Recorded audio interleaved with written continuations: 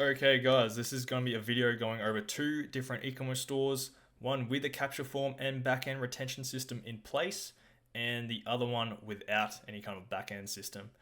So you can see e-commerce store number one, it's looking a bit lackluster, it's lacking any type of depth, whereas e-commerce store number two is got a lot more systems in place, they've got a lot more going on around here, and ultimately this store is going to be driving a lot more revenue, especially from those first time customers. So we're going to dive into that, but first let's go over to e-commerce store number one and kind of find out the problem here. So this is a very basic setup of an e-commerce store that has no backend or any type of opt-in form set up on its website. So let's just walk through quickly on how this kind of works. So typically, customer is scrolling online. Maybe they come across one of your paid ads or organic posts. So maybe do it like a TikTok post, or maybe they get a referral from a friend from word of mouth, or maybe they just search you up on Google. That's great.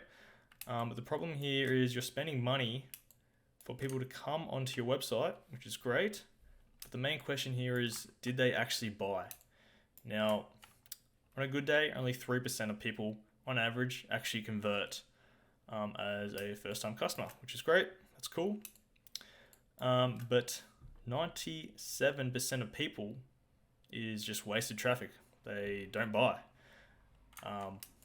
So you're paying a lot of money on ads only for 97% of people, of everyone that lands on your website, not to buy. They either click off, they get distracted, maybe they look at one of your competitors' website, maybe they have something more fancy, more affordable even, and ultimately they just forget about your brand until the cycle repeats. Customer is scrolling online, maybe they see an Instagram ad, maybe one of your TikTok ads, where they land on your website again. We ask the same question: did they actually buy? Chances are they didn't, unless this cycle repeats itself for a number of times until they get more familiar with the brand, until they've come up in their head, oh yeah, this must be some type of reputable brand. I've been seeing them a lot online. I've been really wanting this thing.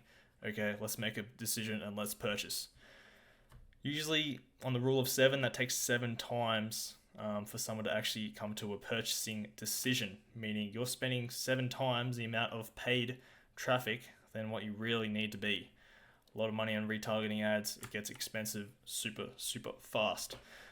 So let's go over to e-commerce store number 2, where we have an opt-in form installed and an actual welcome flow or welcome series installed as well. And we're going to go over why this is important and how this can convert more first-time customers.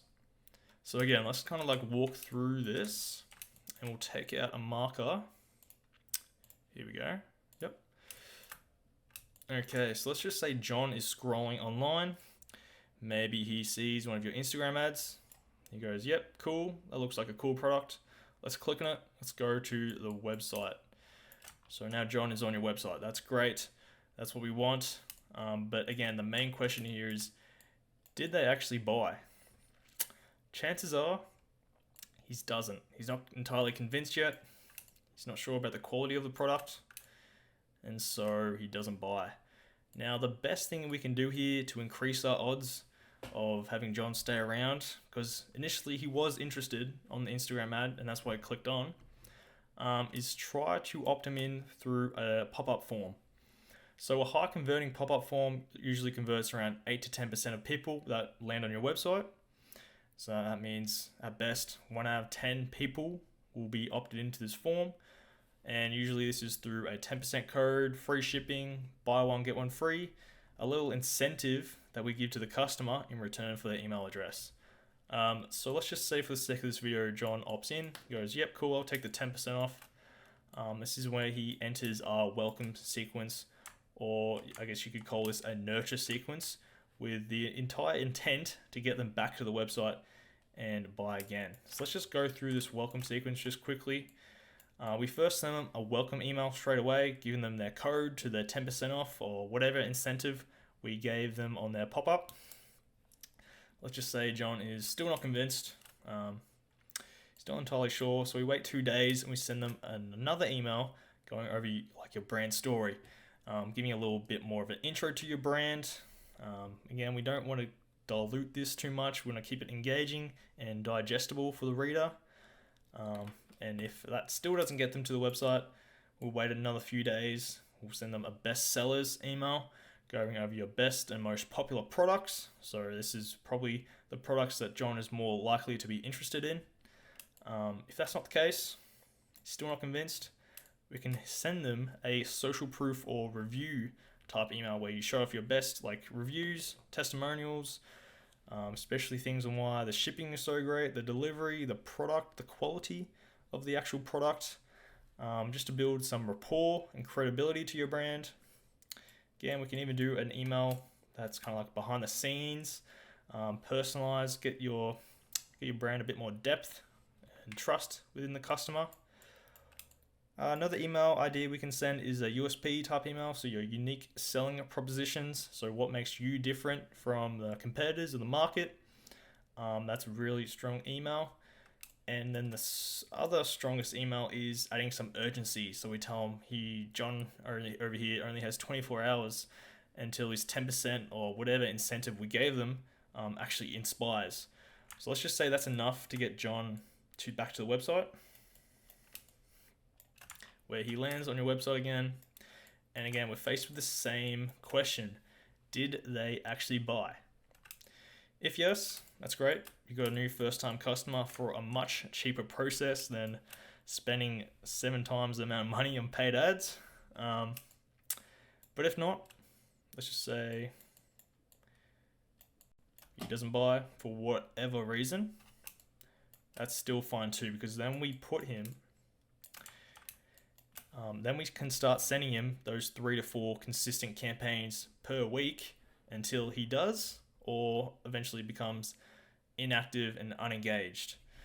So we can even segment this down even further from buyers and non-buyers, and can send personalized emails to those 2 groups until they eventually buy, or again get inactive for, let's say, 120 days where they don't open or click one of the emails. Then we just clean them from the list. They were probably someone that was never going to buy anyway, right? So let's just say John, we send him 2 weeks worth of emails. He finally opens and reads one, or let's hopefully say he opens and reads one more than once per 2 weeks. But he clicks on an email, and what that usually means is we go back to the store website. So John is back on your website through a much cheaper marketing channel than paid traffic. So again, we ask the same question, did they buy? And then this process just keeps repeating and repeating until, like I said, they do, or they just unengage, and we can clean them from the list. So as you can see here, Ecommerce Store 2 is set up a lot more better than Ecommerce Store number 1. It has a much better and higher odds to actually capture those people that land on your website and actually make them to convert. Obviously, it's a bit of a nurture process to actually get them to convert, but you can kind of see here what we're doing and how this can convert a lot more first-time customers than without these systems. So if you are an e-commerce brand owner that's looking at this going, wow, that's going to take a whole lot of time to set up, there is a link below in the description where you can book in a call with me, and we'll actually build this out, the pop-up and the welcome flow sequence, for free. So book in a call below, and we'll see you then. But thanks for watching the video, and I'll see you in the next one.